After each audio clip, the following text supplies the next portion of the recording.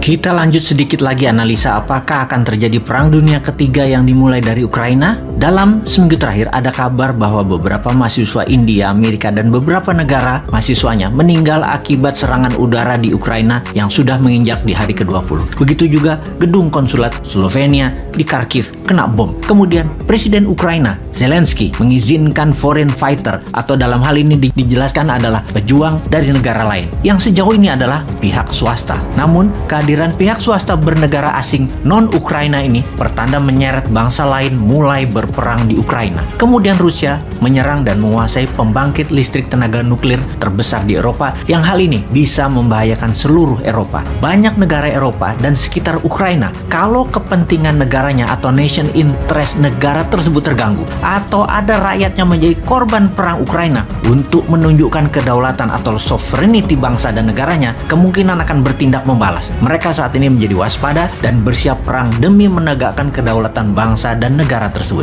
Kemudian, NATO mulai mendeploy tentaranya di Eropa Timur, khususnya di Polandia. Dunia menjadi waspada. Eropa Barat misalnya, ketika Presiden Prancis Macron berbicara 90 menit dengan Putin minggu lalu, dalam dialog tersebut, Macron mengatakan, Prancis tidak berperang dengan Rusia. Bagi pengamat, setidaknya kata-kata tersebut adalah belum. Di sisi Rusia, dengan jelas Putin mengatakan Rusia menginginkan seluruh Ukraina.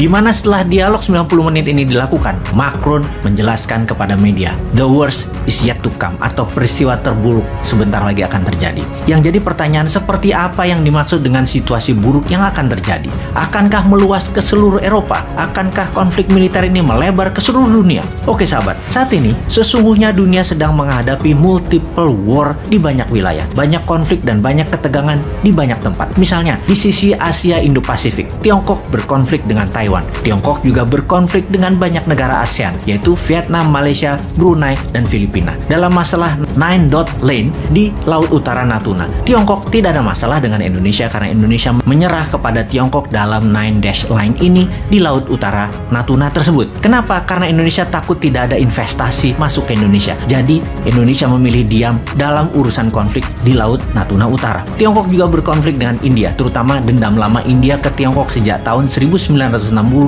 Tiongkok pernah menyerang India. Di perbatasan Tiongkok-India saat ini selalu tegang. Juga konflik antara Iran dan Israel. Kita tahu, dalam posisi aliansi, Iran itu aliansinya ke Rusia, Israel itu aliansinya ke Amerika dan Inggris. Juga Iran berkonflik dengan Amerika di Teluk Hormuz. Amerika dengan Kuba juga perang panjang. Perang Israel-Palestina, perang Yaman, semuanya tegang dan berperang. Di sisi semenanjung Korea, Korea Utara terus berkonflik dengan sekutu Amerika yaitu Korea Selatan dan Jepang. Jepang dengan Rusia rebutan kepulauan Kiril di utara Jepang, di mana Jepang baru saja klaim Kiril balik ambil dari Rusia, yang membuat ketegangan baru di utara Jepang. Ditambah lagi, baru saja peluru kendali India diluncurkan ke Pakistan. Walaupun dinyatakan salah sasaran dan India minta maaf, namun hati orang siapa tahu Pakistan bisa membalas dan menjadikan konflik militer terbaru. Saat ini, banyak negara yang ingin menjadi pemain global anti New World Order, ingin menunjukkan kekuatan geopolitiknya. Jadi, sulit kita mengabaikan bahwa efek perang di Ukraina tidak membawa negara lain masuk ke dalamnya. Kemungkinan masuk